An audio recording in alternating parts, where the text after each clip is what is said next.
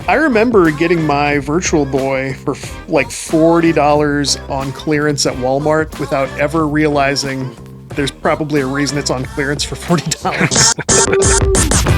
I'm a simple man, don't wanna complicate ya. Complicate ya. Travis, thanks for jumping on. How are you, sir? Good. How are you? I'm doing okay. Would you like to take a moment to sort of catch listeners up on who you are, what you do? All right. So my name's Travis Nicholas. I am the writer of Project Dolphin, History of the GameCube, and Part 2 as well, Interviews and More. The first book covers the history of the whole system and all of its games, including Europe and Japanese games. And the second one is more strictly interviews and then more updates about add-ons to the system that have happened through the mod community since then. Very cool. How recent is the second book now? I believe it was 2 years ago I wrote it. So still pretty fresh as books go. Yeah. And we are together part of the current StoryBundle Greatest Hits Volume 2 or whatever they're calling it. Yeah, I was lucky enough to be part of the first one a couple years ago. I was in on a snowed-in bundle. That was probably about 2 years ago, too, something like that. So I'm a friend of David L. Craddock's. He's a friend of the podcast, certainly, and I've been reading his work forever, since way before I went like indie and before I started writing and stuff. Like I was reading his books like during my full-time day job, which you just got done working too. Yes, yeah, he's done a lot of great books over the years. I tease him all the time. I'm like, he talks about how busy he is. I'm like, oh, how many books you writing today? Yeah, jeez. A new one all the time. Got to be one of the most prolific writers, at least in our space, maybe in the entire universe. I don't know. Yeah. What's the nature of the work you do during the day? So I manage a merchandising team for Home Depot. Really? So, That's actually cool. One of my close friends has a long history with Home Depot. That's interesting. About 20 years there now, and I've bounced around all over the place for the company. So, but now I'm in charge of all the merchandising in the store. People stay with Home Depot longer than I would have guessed. It's really good company. Like, they take care of their people. It's rough to find very quality employers these days, you know. It is. Nobody's But luckily- perfect, but Yeah. But like I said, they've been great company for a long time. so, like, what does your writing career look like? When did you get started? What did you do? So a long time ago, I was doing some freelance work for, I think at the time it was called Advanced Media Network. So I was doing some Game Boy Advance stuff when that came out and GameCube writings about new games and doing some retro stuff even at that time for them. But then I kind of I went to college and changed what my major was. I was going for computer science, but then ended up changing to business. And that was right around when the economy kind of took a hit back in 2005. So that's when I started working there at Home Depot and went more towards just collecting at the time of video games. And then I always kind of wanted to get back into writing. So I mean, I've started numerous different books, but nothing video game related. Never finished any of those things. But then I saw these other ones out there. I'm like, I should just do it. Yeah. Why put it off anymore? And at that time, I started doing it, and I knew I was going to have to go out for surgery for a while because I had a torn labrum in my hip. Ooh. So I used that time wisely and played through during 3 months. Started playing through the whole library of games. Nice. That's what COVID was like for me. It was like we're stuck either way. So let's bang out a project, you know. Yeah, and then I actually had to have a second surgery, and that was during COVID to fix the first surgery. So I used that time to work on the second book too, and start doing some interviews for that one. What do you play football on the weekends? Or what's going on? No, just years of use and abuse. I mean, I used to play baseball here and there, and I was a catcher, so beats up your knees and hips a lot Yeah. but just a whole lot of outdoor stuff growing up and all that. So I don't know how it actually happened, but it just happened. And then there's bone spurs and stuff. So I know. Wouldn't it be cool if there was like an after action report for like injuries in life? You know, it's like yeah, what or getting sick. Like what actually did this? yep. What made you circle in on the GameCube for a big project? It wasn't really something that was talked about much at the time. You had, like Pat Contry's books on the NES Hmm. and the SNES. You had all these ones about the NES a lot, and Super Nintendo. Nobody still really talked about the GameCube. Even when it was out, people always, Xbox and PS2 was the great ones, but they forgot about the GameCube, how great it was. I mean, the controller still lives on even to this generation. People still use that, Yeah. and now we're finally getting some of its games being ported. Well, in the last generation, you had a lot being ported to the Switch, but now you have, Switch 2 has the online servers having some of the games, and hopefully a lot more in the near future. That was the first thing that made me think like it might be time to spring for the Switch 2 when they said GameCube games, and I thought, is that really my story? Like I buy the expensive Switch 2 to play GameCube stuff, and maybe at some point. That was one of the first things I played on it after getting it. Of course Mario Kart, but then it was just like, okay, well, Switch Online, and I'll start playing some more of my GameCube games again. Yeah. Even though I've played them, 1,000 times, I've those got a ones. But 10-year-old. I mean, we're big on Mario Golf, Mario Kart. yeah, But if I could also introduce him to some GameCube stuff, that'd be amazing. I felt like that too because when I had my GameCube, I really loved it. I was very excited about it personally. I feel like I couldn't get my friends into it who were like Xbox players and stuff like that. And then I feel like stuff like Grand Theft Auto just kind of buried it. It's the system didn't have a chance with those guys. No, the PS2 just, having that built-in DVD player just really hurt the sales of the GameCube, but it had such a great library that people just don't fully know about. Yeah, it's a good point. It's kind of a crazy thing to look back and think like playing movies actually, made a difference between the systems on disc. And it's like, that's a rough way for the GameCube to go out, Yeah, if the Q would have come out over here, I think it would have done a whole lot better. Mm-hmm. There's such a great looking system too that people would have probably put that in their entertainment system. But the PS2 is just, especially once the Slim came out, it fit in everyone's entertainment system so easily. That's true. The big box might Yeah. sort of hurt some layouts, I think. Yep. I can't even remember where I put mine. It was like balanced on top of a big fat TV. Yeah, I just at the time I just had this little wooden console, so it was on top of my DVD player and VCR. That was the first system I ever got a pre-order after when I started working. So I had that pre-ordered, the GBA pre-ordered. But I actually moved down. I moved down here to Nevada at the time. I was born up in Washington State and moved down here for college and pre-ordered my system up there and had to have it shipped down to me. So I actually post office took a month to get it from there to me. So I had to wait. That was a very hard wait too. Wasn't that a fairly expensive controller too? I seem to recall that. I think the Wavebird was when that came out, but I didn't, since it was just me most of the time, I only had the one that came with it, so. I had a younger sister. I feel like I got a controller smashed or two, something like that. I have never had one break, but I was the younger sibling and I always, took care of the system. I still have my original NES from when I was little, so. Nice. All the controllers, everything. I would give so much to get my old game stuff back. Because I was a kid who started on I got like a hand-me-down Atari from my mom. Then my NES was my first real console. We were broke, as many kids were in the 90s, and certainly as it pertains to like gaming stuff.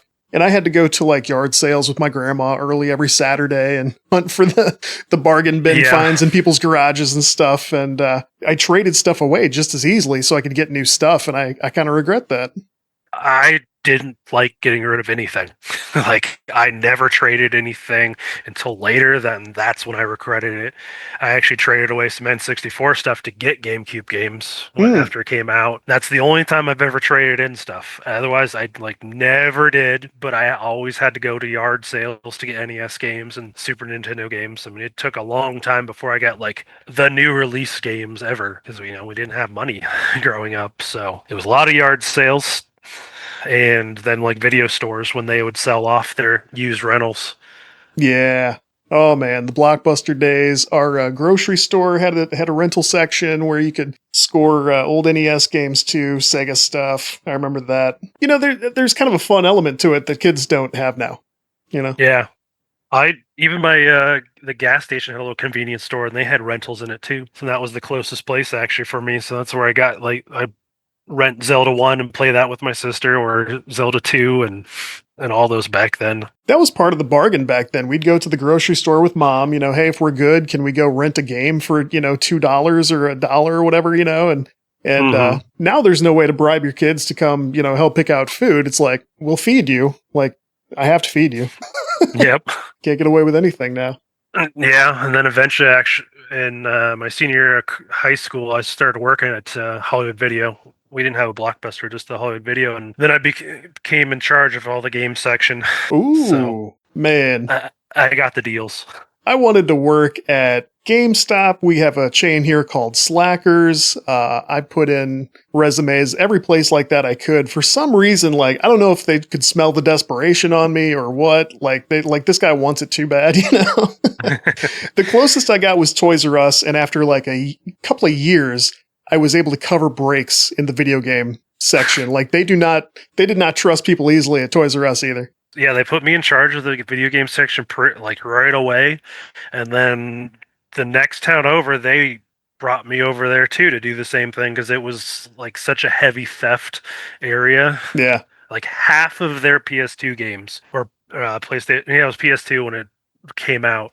Half of them were stolen. Ooh, wow. So they put me in charge of that to try and reduce that. At that rate, you'd pretty much just have to stand there and like guard it like basketball. Oh, we just moved them behind the counter. You know? Yeah. Put them in a drawer behind the counter to help keep it, because otherwise kids would just go in there and take whatever they wanted to. Different times. Yeah, definitely a different time. That was actually still had when I started. They still had the Dreamcast kiosk in there. Oh, that's cool. Our local Blockbuster got rid of their, I think it was probably their Super NES kiosk, and I drove by it for like 2 or 3 days. I'm like, don't do it. Don't do it. You don't need that thing. And I would have taken that in a heartbeat. It's another one of those things like I should have done it. Yeah, especially now how much those things are worth. Oh yeah, dude. I was just telling my last guest that I spend so much time on Marketplace looking at stuff I have no business looking at, thinking about, you know, old arcade cabinets and kiosks and, you know, defunct hardware. Yeah. I saw not too long ago. I saw one of the Nintendo ones, the like the sit down red ones versus ones. I'm like, oh no, I can't afford it. Don't do it. And Marketplace is like, you don't know what you're walking into. That could be real. That could be a kidnapping in progress. You don't know. It could be. Yeah, I've only bought from there a couple times, and both times, the one time was okay. The other time, it's like, you're trying to change how much money we agreed upon, and like, no. Yeah. So I'm like, all right, I'm done with this. I'm a musician too, and I like kind of old like drum hardware, things like that. So there's always some, you know, siren on Facebook trying to lure me into the rocks. You know, it's like don't do it. Yeah, I was a musician for a while too. I played with both in high school and then in college a little bit. What was your instrument? It was percussion. Oh, me too. So I still have my drum set out there, but it just hasn't been played in many years. My wife does overnights, so it's actually very hard to she says go ahead and play and practice, but like my conscience doesn't really allow me to do that. No. Common sense. No, I've done those shifts, and like house needs to be dead silent. It's hard enough to get quality sleep during the day as it is. Yeah, dude, I did Toys R Us overnights for probably 1.5 years or 2 years in college while I was taking classes, and that was the hardest time of my life. I never got used to it. My body never adjusted to it, and I eventually just had to stop doing it. Like, get me off this night shift. Yeah, it takes a special person to do that kind of stuff. Yeah, and she's got it down to a science. She's like, if I do it the right way, I actually spend more time with you guys than I would if I was working all day. And we kind of looked at it like that, and it's technically true. I still wouldn't want to do it, and I don't like that she has to do it. Yeah. But luckily, I work like 5 a.m. to 1:30, so that way I'm home every night for the kids. Yeah. So it does kind of maximize, and then I'm off on the weekends, so it maximizes that kind of time, family time. So you're grinding the full-time work, the writing, and the family life. How Yeah. how Yeah. you got a Three routine kids. down, or So are you trying to figure it out? 3 kids, man. yeah. Yeah. So it's, constantly here and there. Yeah. One in scouts, one in soccer, one in basketball. Hmm. Yeah, I only have one, but I homeschool them, so it feels like more. No, they're all junior high and high school now. So So you've pretty much accomplished it. Like there's not much left to do. no, they get to go off in the mornings and then it's good. Yeah. So tell me this: if you're tackling, let's go back to your tackling the whole GameCube series. I mean, how do you organize that? How'd you go about it? So to start with, I started writing the history of it. So I started researching and researching and researching everything I could find on pre-release stuff. Their initial N2000 announcement they did, and then from there, each game. So I would play, as much as the game as I could. There's no way had time to beat over 700 games, of course, Right. and some of them, there's no way you're gonna beat, especially some of these harder to understand Japanese ones, like walking simulator, basically. Yeah. But you know, and then I would go through and I would research more about it, see voice actors who are in it, anything notable about it, and put it in the comments. But there's I had to limit it so much because the book itself is 400 pages. Right. I couldn't go any more than that, or else it just would be way too big. Was there a point that you realized, like, oh, this is a series and not just a single book, or was it like, I could do more? I initially just wanted to do the one. Yeah. But I really wanted to do more interviews and stuff for it. And I'm like, well, again, 400 pages, I can't fit anything more. So, I mean, I tried back then, but also for the fact that I had nothing, no work really out there anymore that anyone knew about. So, I didn't get any interviews originally. So then when I started doing the second one, I was able to get some of those. And like, I got Kevin Bayless to do Star Fox, Hmm. which was great, and Estelle Ellis as well on that one. She was fantastic. So I've thought about going back and re-editing and making them into maybe breaking them up so I can add more in. But then, again, Yeah. life kind of stops that from happening. And those, when I was writing the majority of them, like I said, I was not working, so and couldn't do a whole lot. So it Yeah. was far easier just to spend that kind of quality time on it. I have started reading through the series. Did you have a publisher or was it self-published? I used Amazon and Barnes and Noble. Okay, I got you. Yeah, I went through Amazon for mine also. Did you find that to be a good experience? Because I kind of did. I thought it was relatively smooth, other than I did not use their formatter because that thing sucked. Yeah, I didn't use their formatter. My sister actually owns a graphic design company, so she was able to do the cover on the first one, Oh, but yeah. she was too busy to help me with anything else in it. So the second one, though, she was able to help me with formatting and getting everything right in that one. So I just had to sit there and try and do the best I could graphically on the first book to get it to fit and work. And that was, that file is so massive that it was very hard to get any program to load it and compress it properly to upload it to Amazon. Mm-hmm. And then Amazon is different than Barnes and Noble, so like I have two different versions of the files just between the two companies to get it Yeah. to go to work right. Yeah. I did an early version with I forget what Amazon's formatter is called, but then I realized I wrote a lot of the early draft in Reedsy, and their layout editor is actually very good, and they're compatible between the two. So what eventually ended up happening was I did the layout stuff in Reedsy and then brought it over to upload straight to Amazon, like outside the formatting thing. That worked pretty well. I should have probably done more with my cover. I'm happy with my cover because I used actual game assets by Kenny, the game asset guy. They call him Game Asset Jesus or something like that. And I kind of wanted to show like how flexible his stuff was as just kind of a demonstration, which ended up working pretty well. But I could have spent more time, and that turns out to be important. Yeah, People do judge a book by its cover. they do. They do. At least, I went simple. I try to go, kind of a basic design on all of it because that's what the GameCube is. Like, it's a minimalist cube console, and, everything the menus are that way. So I tried to go that in mind when I was designing the book, while doing it mostly with Google Docs, actually, just because it was, easier to be able to save to the cloud and go between computers and all. Yeah. Yeah, good cloud support is very important also, I would say. Hmm. How much did you know going in about the GameCube stuff already? Did you have a good foundation, or was it going to be just pure research? Well, I had a pretty good foundation. I mean, I read, I had a subscription to Nintendo Power, I had a subscription to EGM back in the day, so I read everything I could leading up to the console's launch. And like I said, I used to write here and there for online, so I knew some stuff, but I had forgotten stuff too because it had been a while. So that's when I did want to do all that research, especially when it comes to all the games that weren't here in the U.S. and Hmm. because I had never played a lot of those things or even heard of some of those ones, and then all the accessories that were out there. I Yeah. mean, I don't think I remember seeing that they actually demoed motion controls, Wii kind of style motion controls on the GameCube, and it was prototype for Rogue Leader initially. Ooh. But yeah, maybe I knew that, but I probably had forgotten that over the years or learned it afterwards. I don't think I had realized that initially.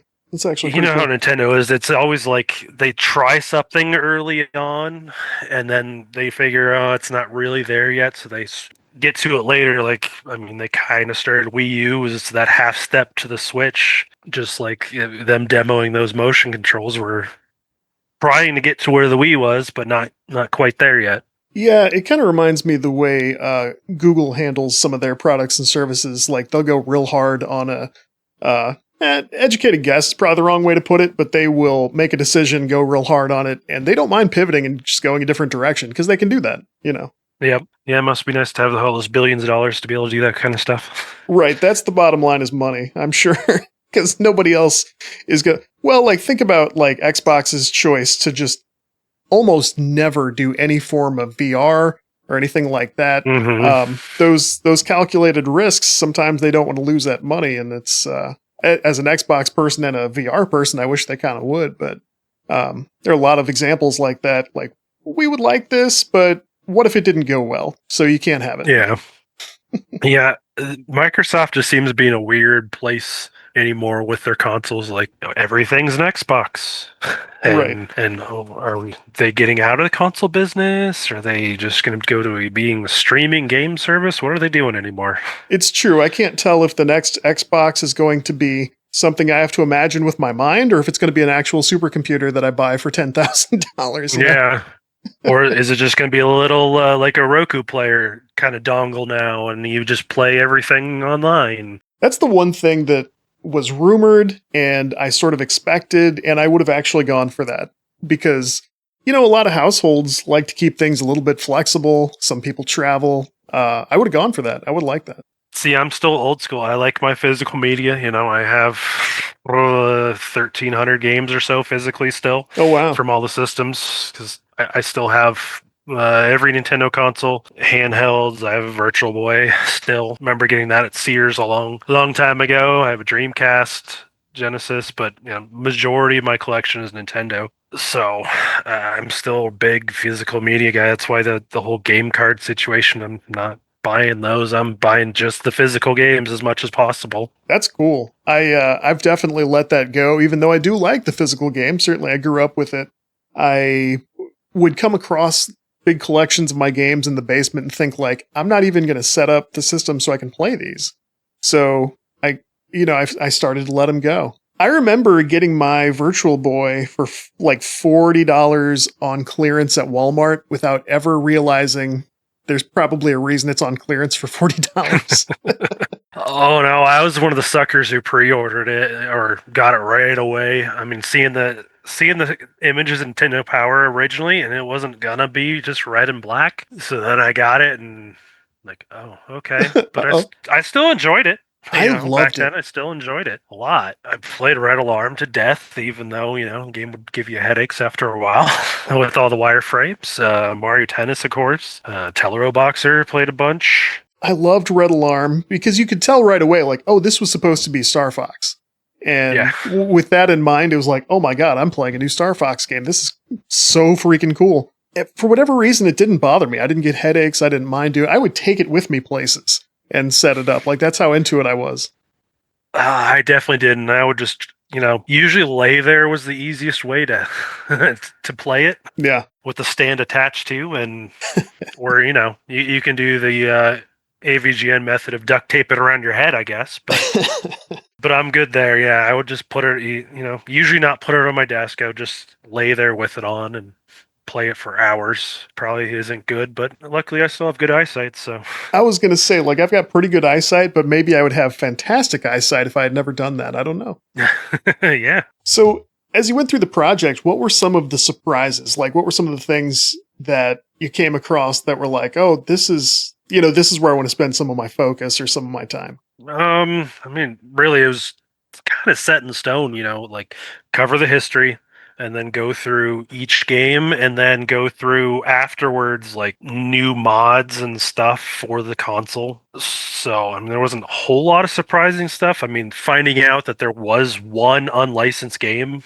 I mean, you didn't think there would be any unlicensed games anymore after like Super Nintendo era, but Yeah. there was one unlicensed game for the GameCube. That I didn't know. And it was not good, that's for sure. It was Max Play 10, and it was supposed to be Volume 1, it says. I'm glad there was never Volume 2. Yes, there's never usually a real bad game, but this was just like flash games almost that they shoved onto a disc and sold in Europe. It's made by Daytel and Code Junkies, so it's the same company who put out like the action replays and the ways that you could play any region games on a GameCube. But yeah, it definitely was not good at all. That's probably my most hated game on that system, having to play that thing. Yeah, that's a bummer.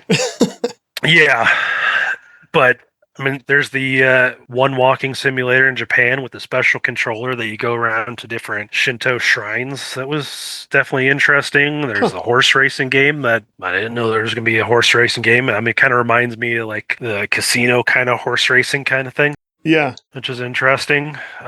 There's so many baseball games. The Power Pro series over in Japan was just huge. Mhm. Every year there was one until later on they started doing two every year. Oh, wow. And so it's like just roster updates.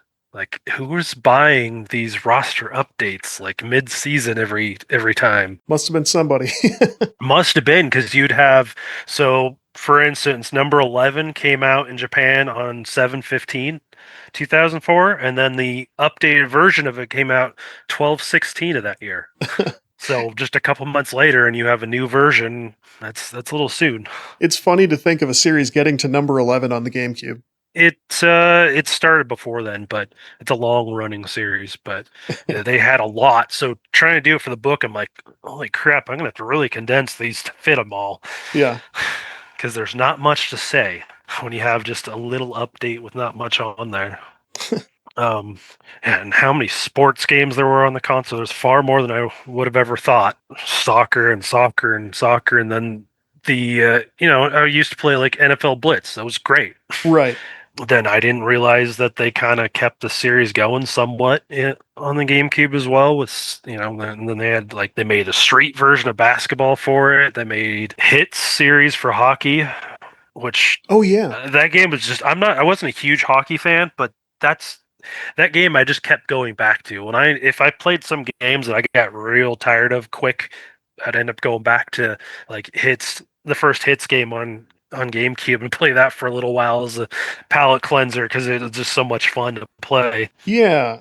Blitz was a big game for me, and then there was a Hang Time on GameCube, wasn't there? Mm-hmm. Yeah. And then you had there's a bunch of basketball games.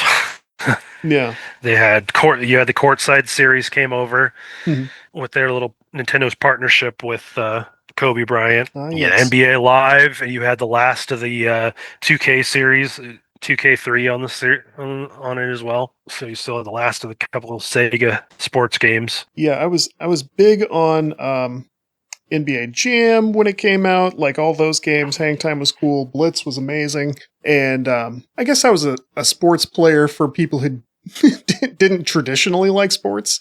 That was just kind of my thing. So it's sports, but violent. Okay, let's go. Yeah, over the top violence. Blitz was, I'd play that with some friends who they hate sports, but they would play that because of all the wrestling moves and everything else you do in the game. Because I'm going to power bomb you if you complete the pass. Classic. Or even the hockey games on N64, like those were more arcadey, so you just go and beat everybody up, like the old days of ice hockey and NES. You just have a team of all the big players and go around and beat up the other team the whole time. Taking it straight back to Blades of Steel. Mm-hmm. Yeah, loved that. On the topic of mods and mod communities, that's kind of close to my heart because when I first did some freelance writing for a website outside my blog, one of my first big features was I went out to different mod communities and kind of reported to the average mainstream reader who didn't know about that stuff. And I had so much fun doing that. And the reception for it was really good. So what was the mod portion of this like? I mean, I didn't know there was a lot of that on the GameCube. Well, with the first book, there wasn't a ton I could talk about, just like the freeloader from Daytel I had in there, and then like the Eon, who I partnered with on that too. They were nice enough to send me a review unit for it. But after that, especially right in the second book, there's so much out there. There's with Pico Boot now and Cube Boot on it, so you can launch whatever you want with a pretty easy mod, and they just keep coming up with new ones that are flex cable installs, so almost anybody can easily hook them up without having to solder anything to a board, because not everyone wants to do that. I know there's a company still working on making a new crystal, which is the top circle piece that will be a display, so you can see what save files and all that from there. You have the new memory cards that will last forever, and you can load them full of every save file from every game all the time. There's more and more and more stuff coming out. Doing anything without using soldering is always great, and Xenochip was one of the first ones, so you could play region free. But back then I wasn't really big on soldering anything to my consoles. I didn't want to mod any of my consoles at all. Yeah. But later on, I with my GameCube, that was the first Nintendo system I actually had die on me. The CD drive died on me. It stopped reading discs. Oh. So I had to replace that one. But I started getting into modding stuff myself later on and getting like a Game Boy, modding it for better LCD screens that are backlit. And the Neo Geo Pocket Color, I did that one as well. So I can, all those so you can see better. And shoot, I really got into the Game Boy Color at one point and, did tons of different little mods on it to get lithium batteries and everything. But with the GameCube, though, still, it's just doing a Pico Boot on it or any of these other new ones to just make it fantastic, so you can load it full of every game out there and play whatever you want. That was when I was doing the book. Then my kids got into playing GameCube a lot too, because I had it just full of every game so they could experience everything. I mean, shoot, we would play all the different Mario Parties so many times on there. They all loved that. And to test it out, I got like the dance pad for the Mario dance game. Oh yeah. And the kids loved that as well. So a couple of these reviews, I kind of wrote in their experience with them as well. That's cool, because they liked them so much or had strong feelings about them. Has the modding been focused mostly on just kind of changing game loading features and things like that? Is there like homebrew stuff that happens on GameCube? Do you know? There's a little bit, but not a whole lot of homebrew that I've seen so far. I mean, there might be more stuff that I'm not seeing just because I'm not really looking into it that much anymore. Right. But I mean, it's mainly about just playing the games, because you have EverDrives out there, which are great, so you can play anything on the consoles. But with CDs, you always have to have some sort of CD loader. Dreamcast has had one forever that China's got to and made 50,000 of them for cheap. And then now that's been kind of the focus, and also getting like HDMI out modded onto the console. Yeah. Or network capability without having to buy the expensive adapters. For sure. Because that's not everyone wants to go purchase that for $100+ and it doesn't have limited uses because you can. I mean, there's more things now that you can play all the games networked, and Mhm. you can still have servers out there for Fantasy Star that you can still play. So I would not have guessed. people love that Fantasy Star online games. So People would there's die still for people Fantasy out there. Star. Yeah. I think so. I mean, you still find the controller out there once in a while, the gigantic keyboard controller. I Oh yeah, saw that's Pink right. Gorilla just posted that recently that they got one traded in. That's so funny. Yeah, I ask about that because I sort of reported on some Dreamcast stuff, and Dreamcast homebrew was thriving, and that was in like Oh, it's huge. l- It's still huge. that was in like 2016, 17. But yeah, they were having contests, and people were doing books on how to get started with it, and I was impressed. I made some friends in that group. It seemed really cool, and I just didn't know how prevalent that kind of thing was on the old consoles. More so NES is still huge, I believe, Oh, for that's that kind yeah, of that's for stuff, and sure. Super Nintendo. I can't remember his name right now, but you got he's porting over a bunch of NES games over to the Super Nintendo and then adding features to them. Oh. Adding a map system to Metroid was awesome and definitely something you should look into. I just can't remember his name at the moment, but he's got them all. All the games are up on the Internet Archive that he's done. It's fantastic. All these new features you can add and take advantage of the Super Nintendo hardware. A different favorite of mine is the GoldenEye X project, where they took GoldenEye and ported it to the Perfect Dark engine so they could add features to that, Oh, which, that would be great. right, they like restored all the other bonds that they were going to have in the game. I think they created some brand new maps and stuff. It's actually extremely cool. Yeah, once Perfect Dark came out, it was kind of like, well, okay, I guess I'm done with GoldenEye because that just had so many more features, and then having bots to play against as well, it just made it so much more enjoyable. Yeah, I didn't play Perfect Dark for a long time after GoldenEye came out. And when I finally did, it was kind of a blessing and a curse because it was like cool, like more of that style of experience. But yeah, this was a GoldenEye killer. And now it's like, if the boys are going to play, they're going to play Perfect Dark probably. Yeah, a lot of fun playing that with friends over time. Is there more to do for GameCube, or have you just exhausted everything at this point? I'm sure there's always more to do. I mean, it would be great if people start getting into more homebrew stuff on there, or porting over other games that can be played on there. We're finding some more of these lost games that are out there because there's been a lot of there's been a lot of cancel games, and there's also games that people have found that never got released for the GameCube. One that I've tried my hardest to try and track down. Futurama was supposed to come out for GameCube, and I've read that there was a build either complete or nearly complete for it. But I even back when I did a little bit of streaming, I played through every single interactive demo they had, which were the discs they use at the kiosks. Oh, yeah. And I played through every single one because I heard that there was something on one of those, and no, there wasn't. What a bummer. It's but there's a build somewhere of that game, just like there's actually it's of course in Nintendo's archive somewhere there is a build of Eternal Darkness for the N64 because that game was originally made for the N64. Huh. And yeah, in doing the interviews for that one, that's when I found out about that. It's out there, but it's locked away on Nintendo server, and it was about 100% complete. It's crazy the number of games that are out there like that, especially some of them being high profile. I love following archival organizations and social channels and stuff, like when they unearthed like a full copy of the code for what was going to be the baseball version of like NBA Jam and NFL Blitz and all that stuff. I went through some of that code eventually, saw the rosters for the teams that they were going to have and stuff. Like, I love stuff like that. Yeah.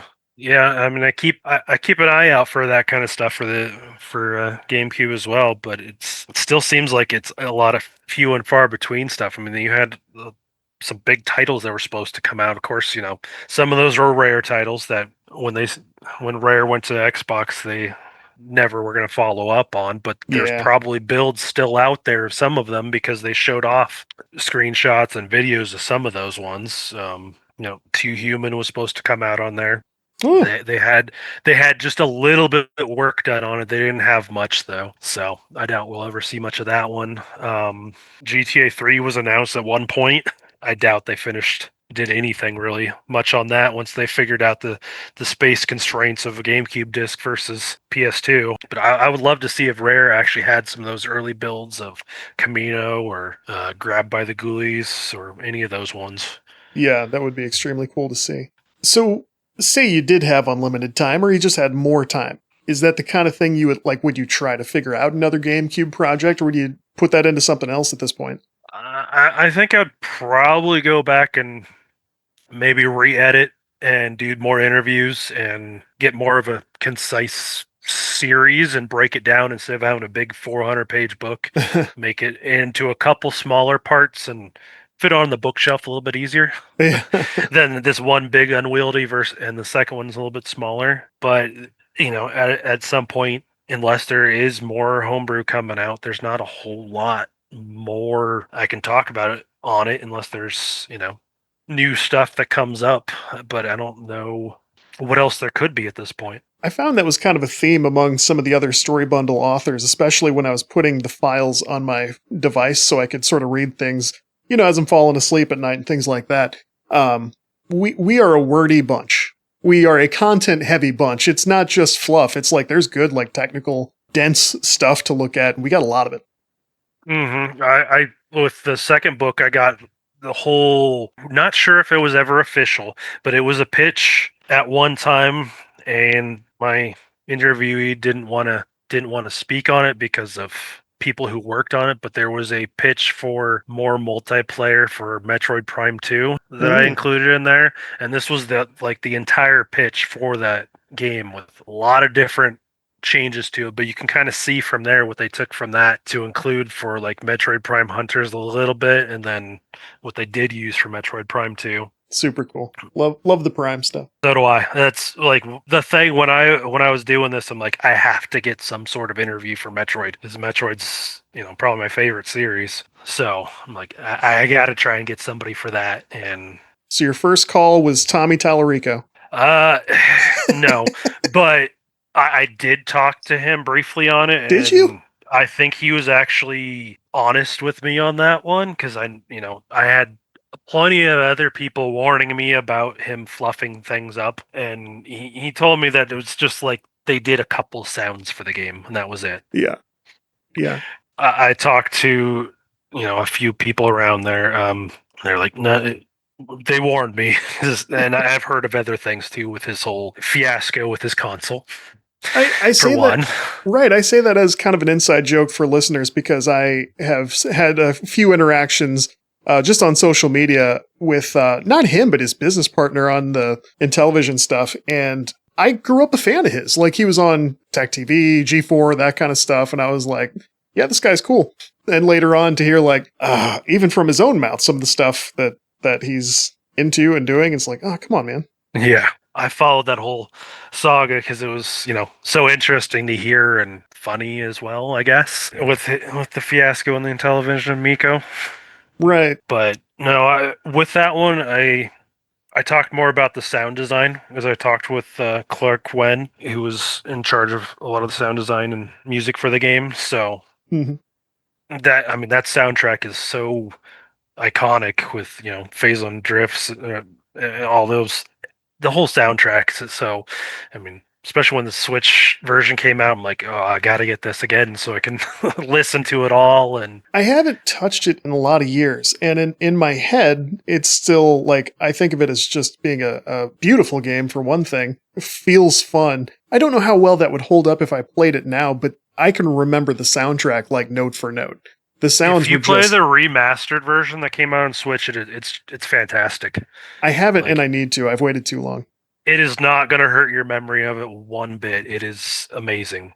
What a game! Love it. Point readers toward anything you want. I'm on both Twitter or X, I guess if you want to call it, and Blue Sky, Project Dolphin on both. Project Dolphin 1 on both. I'm generally more on Blue Sky at this point. But both books are available both through the StoryBundle if you want the e-reader ebook version, or on both Amazon and Barnes and Noble in both hardbound and softcover. It was always my dream to have something in Barnes and Noble, so this accomplished it. Definitely. I know, man. When my books started popping up places like Books A Million, I'm like, are you kidding me? Holy cow. Without a publisher, that's pretty good. Mm-hmm. Walmart.com. So yeah, follow up Travis for retro goodness and some good technical reading. Not too technical. It's narrative and fun and cool. It's good stuff. Thank you. Yeah, we'll do more later. Thanks for coming on, man. You're welcome. Have a great day. All right, thanks again to Travis. If you would like a copy of his books, a copy of my book, and then a lot of copies of other books, they are still in the Greatest Hits Game Bundle 2 at StoryBundle.com for about another 5 days and some change, so be sure to check that out quickly if you want to grab it. If you enjoy Game Dev Breakdown, you can check out show notes and more at CodeWritePlay.com. Please drop a rating or a review or a follow or a subscribe wherever you catch the show. We're back on YouTube. We're on Spotify. Audio shows wherever you listen to podcasts. Next week we're talking to Caleb Ross, another author from the Greatest Hits Game Bundle 2. So thanks everybody. We will catch you then.